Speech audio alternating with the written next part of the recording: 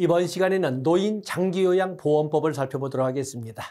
노인 장기요양보험은 우리의 5개 프로그램, 사회보험 5개 프로그램 중에 마지막 5번째 프로그램입니다. 자, 이것도 한번 총론 정리해보고 그리고 법조문 확인하도록 하겠습니다. 자, 여기 노인 장기요양보험법.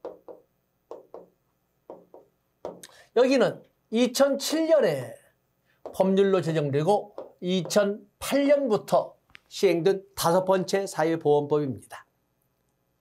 자, 여기 보면 노인장기요양보험은 누구를 대상으로 하는가? 여기 보면 대상은 띄어쓰기 없는, 교재가 약간 띄어쓰기가 있는 것이 있습니다. 띄어쓰기 없는 노인 등이라고 합니다. 띄어쓰기 없는 노인 등인데, 이 노인 등이라고 하는 것은 원칙은 65세 이상의 노인이지만 65세 미만의 자도 대통령령으로 정한 노인성 질병을 가진 자는 노인 등의 범위에 포함된다라고 설명을 합니다. 이 중에서 장기 요양급여의 대상은 노인 등 중 6개월 이상 혼자서, 여기 위로 올리겠습니다. 너무 그러니까.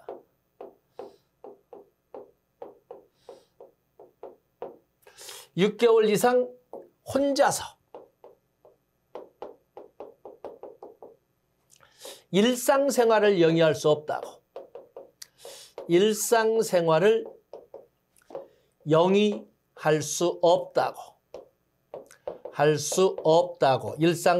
영위할 수 없다고 인정되는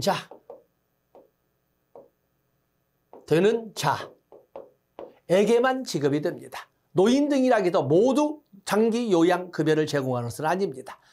노인 등 중 6개월 이상 혼자서 일상생활을 영위할 수 없다고 인정되는 자를, 바로 이 인정을 누가 하냐면, 인정을 바로 뒤에 나오는 등급판정위원회에서 바로 6단계의 등급을 통해서 등급을 판정하게 될 겁니다. 그러면 가입자는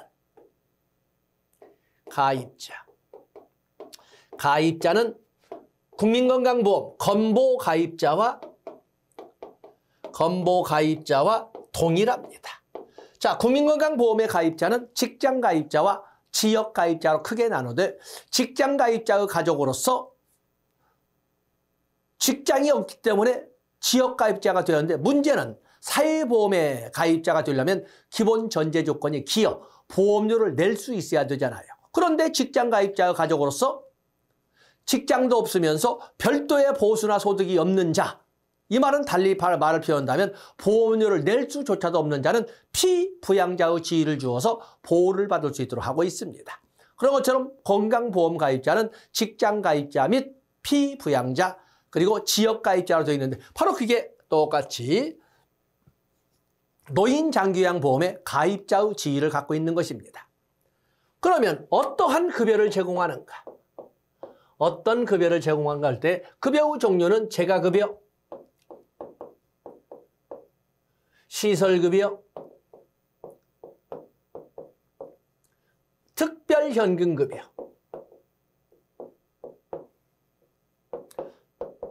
이렇게 3가지로 되어 있습니다. 재가급여에는 방문 요양, 방문 간호, 방문 목욕, 단기보호, 주야간보호, 기박해 6개의 급여를 이렇게 제시를 하고 있고, 그에 비해서 시설급여라고 하는 것은 장기요양시설에서 했을 적에 재가 장기요양급여시설이 있고, 시설 장기요양급여시설이 대통령령으로 별도로 규정이 되어 있습니다. 그런가 하면 특별현금급여로서는 가정요양비, 특별요양비, 요양병원 간병비 등 3가지. 여기 특별이라고 할 적에 결국에 이 특별이란 단어 때문에 노인장기요양보험의 급여는 원칙적으로 현물급여임을 우리가 알 수가 있습니다. 다음에 재원은 좀 차이가 있는 거죠. 우리가 사회보장 기본법 규정에 의해서 사회보험에 소요되는 비용은 노사정 3자 부담을 원칙으로 한다가 원칙인데 우리의 의료보장은 건강보험과 노인장기요양보험을 포함해서 더 나아가서 공공부조인 의료급여를 포함해서 공통점은 재원 조달이 공공재원과 민간재원의 혼합 운영 방식이라는 것입니다. 때문에 여기에 보면은 국가지원, 당해년도 예상되는 보험료의 20%를 국가가 건보공단에, 그리고 사회보장성 조세, 노인장기요양보험료 주둔 재원이지요. 그래서 건강보험료와 통합징수화돼 구분고지하고 독립유계로 관리하는 보험료, 그리고 본인 일부 부담금, 재가급여 20%, 시설급여 15%, 재가급여. 또 그런가 하면 이렇게 나오는 본인 일부 부담금은 민간 재원의 지위를 가지고 있지 않습니까? 바로 이렇게 재원, 그래서 이 두 가지는 공공재원, 이것은 민간재원. 그래서 혼합 운영 방식이라는 것을 말씀을 드렸습니다. 다음에 어떻게 전달 체계는 누가 할 것인가? 전달 체계는 당연히 건보공단이지요. 건보공단. 다음에 어떻게 권리구제를 받을 것인가? 권리구제가 이미 앞에서 여러 차례 말씀드리고 있습니다만 국민연금, 고용보험, 산재보험, 노인장기요양보험은 건강보험과는 달리 심사청구와 재심사청구를 통해서 권리구제를 받을 수가 있습니다. 그런데 노인장기요양보험은 국민연금, 고용보험, 산재보험과는 또 다르게 행정소송까지도 갈 수 있다는 것을 다시 한번 확인하게 될 겁니다. 그래서 이 권리구제. 그래서 우리가 보면은 노인장기요양보험법은 이런 내용을 상세하게 규정하고 있다라는 것을 정리해 주시면 됩니다. 자, 본론에 들어가서 법 조문을 확인해 보도록 하겠습니다. 자, 그러면 노인장기요양보험 나와 있지요?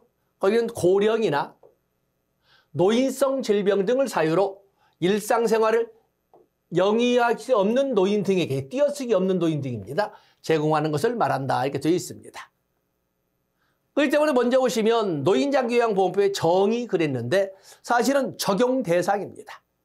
적용 대상은 여기 띄어쓰기가 이렇게 되어 있습니다. 사실은 띄어쓰기 없이 그냥 노인 등, 이렇게 노인 등을 노인장기요양보험법의 원칙의 원칙 중의 원칙의 적용 대상으로 하는데, 거기에 보면은 원칙 중의 원칙은 65세 이상은 노인. 그런데 65세 미만의 자로서 대통령령으로 정한 노인성 질병을 가진 자도 대상으로 한다, 이렇게 되어 있습니다. 그렇다고 해서 이렇게 띄어쓰기 없는 노인 등이라고 해서 이들에게 모두 장기요양급여를 제공하는 것은 아닙니다. 장기요양급여의 대상은 노인 등 중, 아까 한번 적어왔지요? 노인 등 중 6개월 이상 혼자서 일상생활을 영위할 수 없다고 인정받는 자에 대해서만 지급을 합니다. 그래서 6개월 이상 혼자서 일상생활을 수행할 수 없다고 인정되는 자에게 지급하는 현금 등을 바로 장기요양급여, 재가급여, 현금 등이라고 하는 것은, 현금 등이라는 것은 특별현금급여도 있지만 재가급여, 시설급여가 더 주된 그 급여이기 때문에 그렇습니다. 다음에 여기 보면 장기요양급여의 원칙이 나와 있지요. 그래서 보면은 장기요양급여는 자신의 의사와 능력에 따라, 여기는 기본 원칙이니까 기본 원칙은 자율성의 원칙 또는 자기 결정의 원칙, 또 그런가 하면은 적정 제공의 원칙, 다음에 재가급여 우선 제공의 원칙, 의료 서비스 연계 제공의 원칙, 장기 요양급여 제공의 원칙에는 자기 결정의 원칙, 적정 제공의 원칙, 재가급여 우선 제공의 원칙, 그리고 의료 서비스와 연계 제공의 원칙, 4가지가 있다는 것을 문장이 아니라 단어로 정리해서 봐주시면 됩니다. 다음에 책무 봐주시고, 자, 장기요양보험, 당연히 건강보험과 국민연금, 건강보험, 노인장기요양보험은 당연히 보건복지부 장관이 관장하는 것이고, 보험자는 공단, 단일보험자, 2000년부터 통합주의로, 조합주의에서 통합주의, 다시 말해서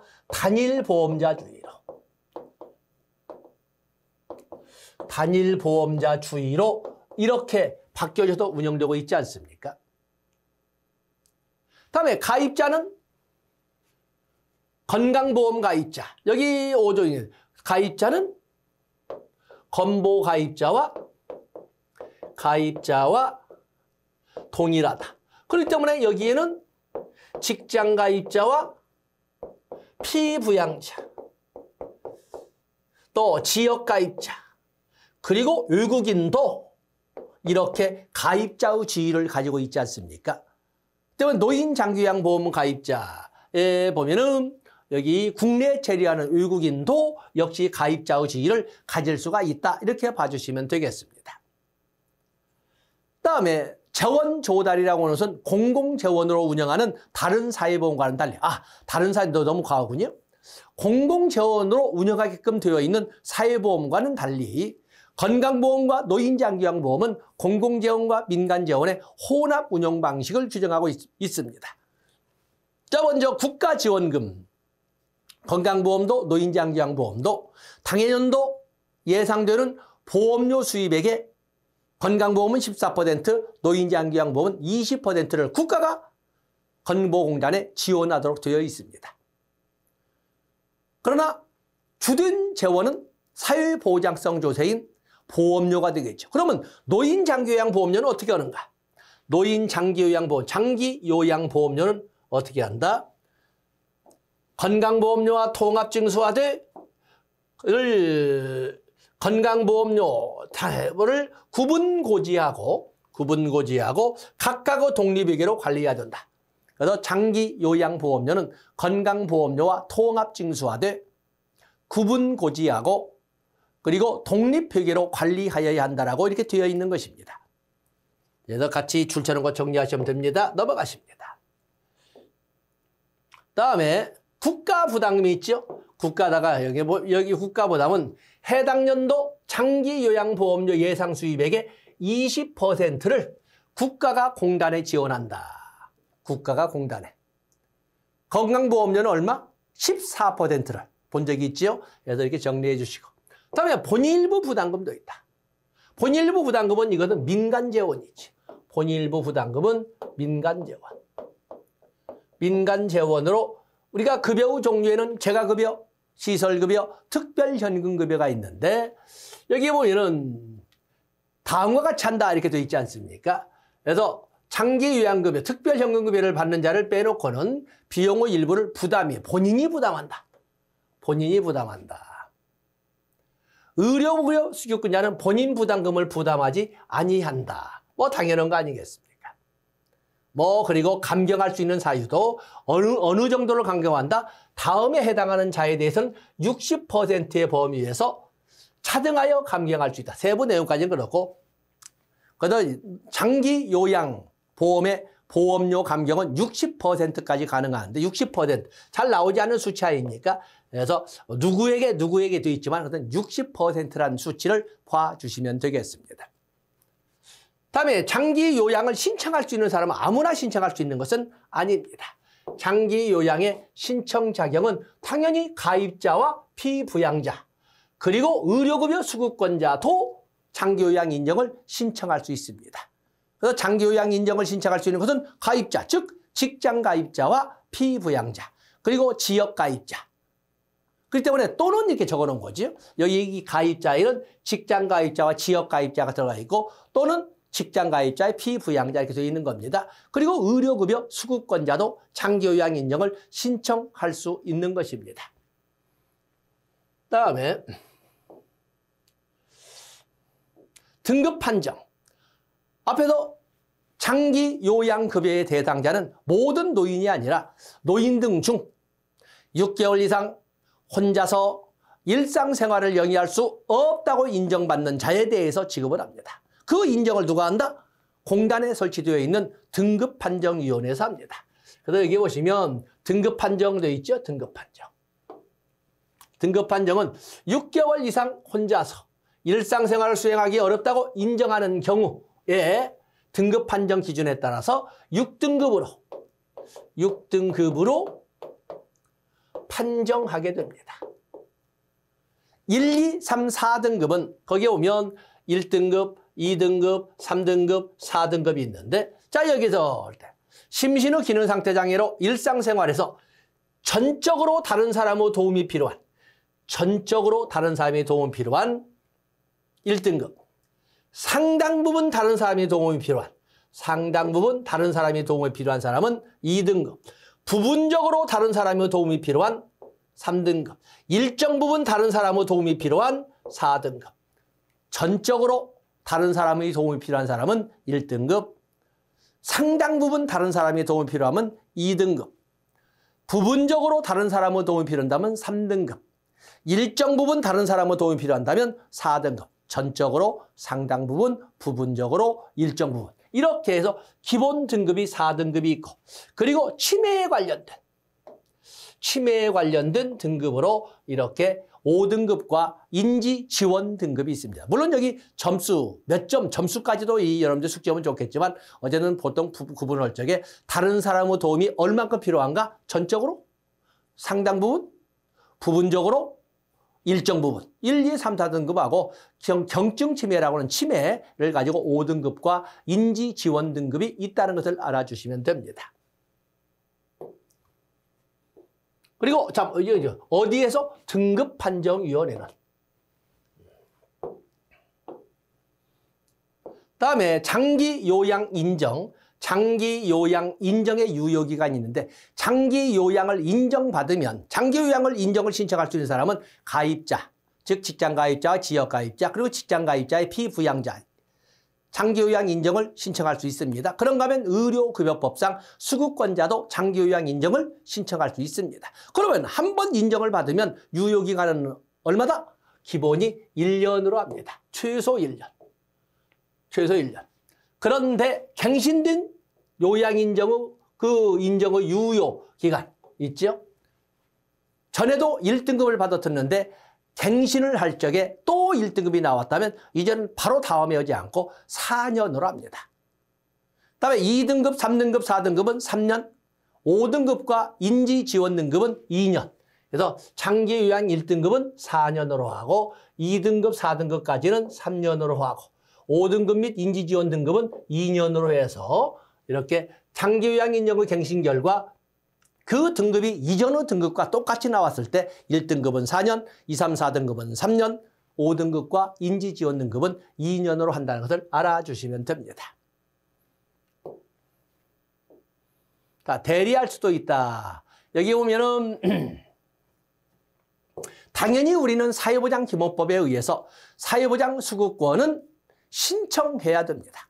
근데 심신상의 장애라든지 이런 것처럼 심신상의 장애라든지 아니면 기타 지정학적 사유로 인하여 신청할 수 없는 사람도 있지 않겠습니까? 그럴 적에는 국가나 지방자치단체가 신청을 대리할 수 있다. 이것도 있습니다.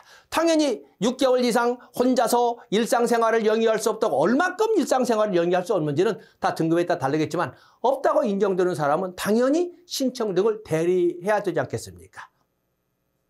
그래서 국가나 지방자치단체가 대리하는데 여기 지역 안에 거주하는 사람 중 장기요양급여를 받고자 하는 사람이나 수급권자가 신청 등을 직접 수행할 수 없을 때는 본인 및 가족의 동의를 받아 신청을 대리할 수 있다. 누가?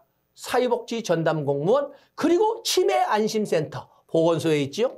보건소에 있는 치매안심센터의 장이 그 신청을 대리할 수 있습니다.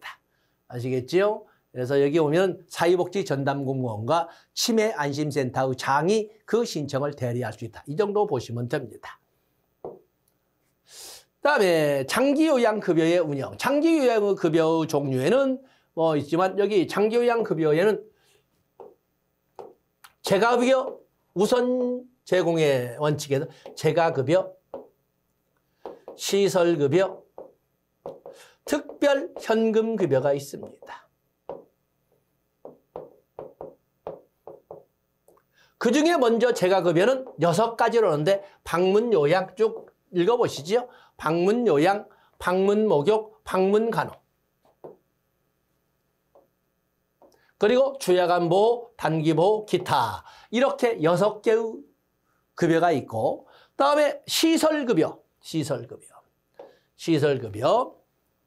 장기 요양기관에 장기간 입소한 수급자에게 제공하는 장기 요양급여인데 장기 요양기관으로 되어 장기 요양기관에는 시설급여로서 장기 요양기관이 언급되는데 장기 요양기관에는 재가 장기 요양기관과 시설급여 장기 요양기관 재가급여를 제공할 수 있는 장기 요양기관도 있고 시설급여를 제공할 수 있는 장기 요양급여기관도 있는데 대통령령으로 보면 자, 이게 대통령 깊이 나갔습니다만 이렇게 재가급여를 제공하는 장기 요양기관으로서는 재가 노인복지시설, 노인복지시설에는 노인 주거복지시설, 노인 의료복지시설, 노인 여가복지시설, 그리고 재가노인복지시설, 노인보호 전문기관, 노인 일자리 전담기관, 학대 피해 노인 전용기관도 7가지가 있지 않습니까?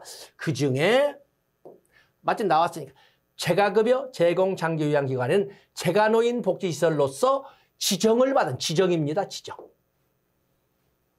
그다음에 시설급여 제공 장기요양기관으로서는 노인의료기관입니다. 노인의료기관에는 노인요양시설과 노인요양 공동생활가정이 있는데 역시 지정받은 장기 노인요양시설로 지정받은 또 노인공동생활가정으로 지정받은 장기요양기관은 어쨌든 노인의료복지시설은 지정을 받으면 시설급여를 제공하는 장기요양기관으로서 기능을 할 수 있도록 대통령령으로 규정하고 있는 것입니다. 다음에 특별현금급여에는 가족요양비, 특례요양비, 요양병원, 간병비가 있다라는 것을 봐주시면 됩니다. 다음에 따로따로 설명되어 있습니다만 거기 보시면 여기 장기요양급여의 제공, 자 너무 이제 상세히 나갑니다. 다음에 수급권의 보호, 수급권의 보호. 당연히 사회보장기본법 규정에 의거해서 사회보험에 관련된 수급권도 압류금지, 양도금지, 담보 제공금지 아니겠습니까? 당연히 노인장기요양보험법에 있는 이런 장기요양급여를 받을 수 있는 권리는 양도, 압류, 담보 제공할 수 없다. 이렇게 되어 있는 거죠. 뿐만 아니라 여기 함정으로 특별현금급여 계좌의 예금에 관한 채권은 압류할 수 없다. 특별현금급여는 가족요양비, 특례요양비, 요양병원, 간병비, 현금급여로 통장에 들어와 있는 거 아니겠습니까? 그 채권도 압류할 수 없다라는 것을 같이 봐주셔야 됩니다. 함정으로 나올 적에 우리가 3교시 3영역 마지막 차례에 떨릴 적에 장기요양급여는 양도, 압류, 담보 제공을 할 수 없지만 특별현금급여의 채권은 압류할 수 있다 이렇게 함정이 나올 수 있지 않겠습니까? 그래서 여기를 피해 가시면 됩니다. 다음에 장기요양기관. 장기요양기관은 지정사항입니다. 장기요양기관은 지정. 누구에게? 특별자치시장, 특별자치도지사, 시장군수구청장으로부터 지정을 받아야 합니다. 장기요양기관의 지정 대상은 노인의료복지시설과 재가노인복지시설입니다. 노인복지시설이 많지만 어느 기관이나 장기요양급여기관으로 지정되는 건 아니고 노인의료복지시설, 노인의료복지시설은 노인요양시설, 노인요양시설과 노인요양 공동생활가정이 있습니다. 노인요양 공동생활가정 이 2가지가 있는데 이 두 가지는 이렇게 장기요양기관으로 지정받을 수 있습니다. 그리고 재가노인복지시설, 재가노인복지시설도 역시 장기요양기관으로 지정받을 수 있습니다. 그래서 노인복지시설 중 장기요양기관으로 지정받을 수 있는 대상은 노인의료복지시설과 재가노인복지시설이다. 노인의료복지시설에는 노인요양시설과 노인요양 공동생활가정 2가지가 있다. 이렇게 같이 노인복지법과 믹서시켜서 진행을 해봤습니다. 다음에 결격사유 좋습니다. 결격 좋습니다. 또 보시고. 자, 중요한 건 여기 보겠습니다. 장기요양기관 지정의 유효기간은 6년으로 합니다. 아주 드물죠. 장기요양기관 지정의 유효기간은 6년으로 한다. 6년입니다. 6년. 아주 드물고. 다음에 장기요양기관을 운영하는 자는 수급자의 안전과 요양기관의 보안을 위하여 CCTV를 설치 관리한다. CCTV를. 그렇죠? 크로스 서킷 이렇게 돼 있지. 서킷, 크로스 서킷 TV 이렇게 해서 폐쇄위로 텔레비전, CCTV를 설치해야 됩니다. 이것은 수급자의 안전만을 위한 것이 아니라 요양기관의 보안을 위해서도 필요합니다. 다음에 장기 요양기관의 거기 재무회계 기준 좋고 장기 요양요원의 보호 신설되어서 최근에 나왔던 거지요. 그래서 여기 보시게 되면 한번 읽어보겠습니다. 장기 요양기관의 장은 장기 요양요원이 당하는 고충의 해소를 요청하는 경우 적절한 조치를 해야 된다. 그래서 장기 요양의 장은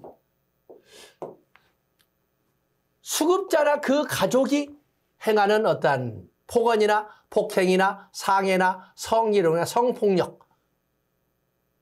성폭력으로부터 보호하기 위해서 또는 수급자나 그 가족이 장기 요양요원에게 급여 유예 행위의 제공을 요구하는 이런 일을 벗어나기 위해서 당연히 적절한 그 장기 요양요원이 보이지 않는 곳에서 우리가 볼 적에는 그 시설 수용자만 어떤 피해를 보는 것 같이 생각하는데 그러지 않는다는 것입니다. 그래서 그 수급자나 그 가족들에 의해서 피해를 받는 사람들이 또 오히려 요원의 입장도 있다라는 걸 꼭 봐주셔야 됩니다. 다음에 좋고 다음에 보험가입이 나와 있습니다. 보험가입 좋고 장기요양위원회 사회보험 5대 프로그램에 관련된 5개의 다의 프로그램 또 그에 대한 법령에 보면은 모든 보험법을 적용할 적에는 그 안에는 심의위원회가 있습니다. 국민연금정책심의위원회, 국민건강보험정책심의위원회, 고용보험위원회, 산재보험 및 예방심의위원회와 마찬가지로 장기요양위원회도 역시 마찬가지로 심의하기 위해서 보건복지부 장관 소속으로 두도록 되어 있습니다. 때문에 보건복지부 장관 소속에는 국민연금정책심의위원회, 국민건강보험정책심의위원회 그리고 장기요양위원회가 있는 것입니다. 뭐 세부 내용 그렇습니다만 여기 뭐 보험료율 또 그러면 특별 여기 보면은 가정요양비, 특례요양비, 요양병원 간병비 지급 기준 다시 말해서 특별 현금급여.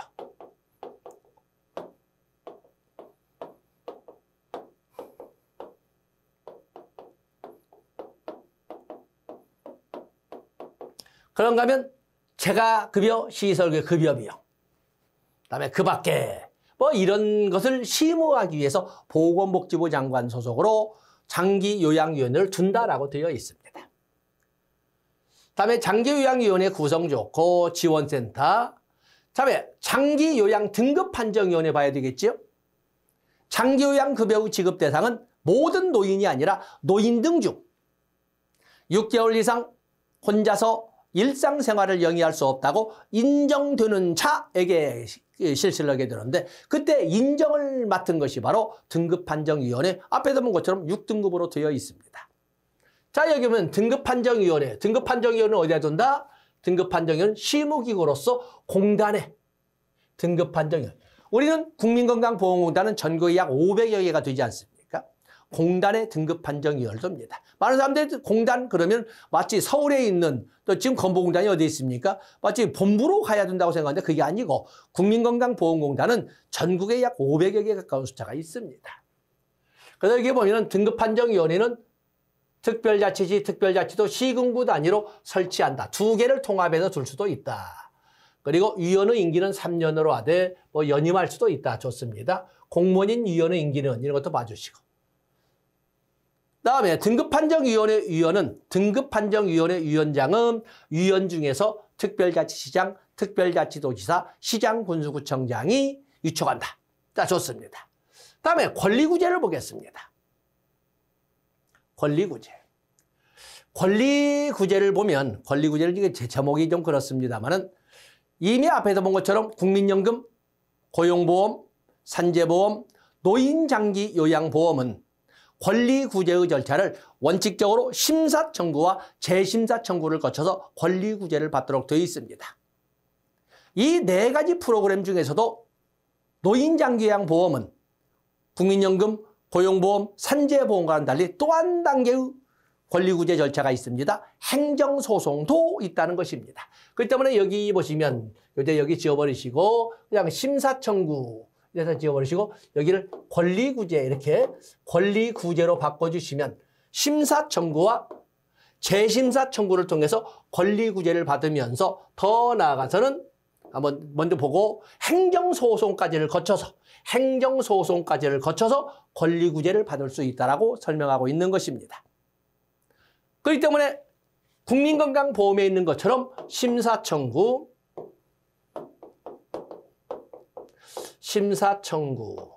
맞으면 처분에 불복을 한다면 심사청구를 거쳐서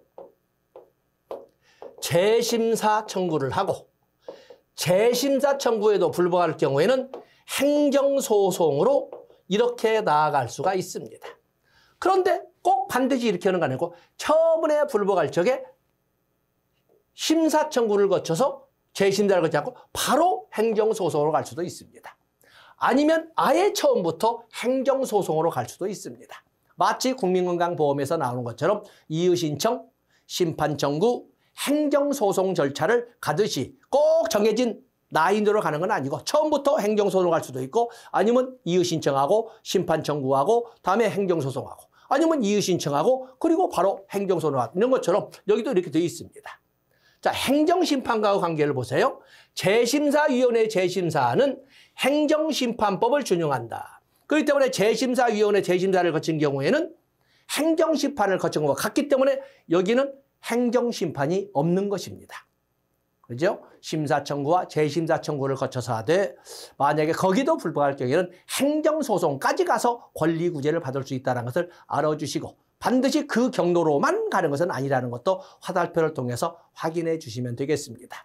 바로 이것을 건강보험에서는 여기 심사청구를 이의신청이라 하고 재심사청구를 심판청구로 바꿔서 쓰고 있는 거거든요. 그래서 같이 이렇게 연결해 주시면 됩니다. 자, 이렇게 해서 이제는 우리가 5번째 사회보험법인 노인, 장기 요양보험까지 정리를 한 겁니다. 그래서 사회보험 5대 프로그램, 국민연금, 건강보험, 고용보험, 산재보험, 노인, 장기 요양보험 정책과 그에 관한 법령을 마무리한 걸로 하겠습니다. 고맙습니다.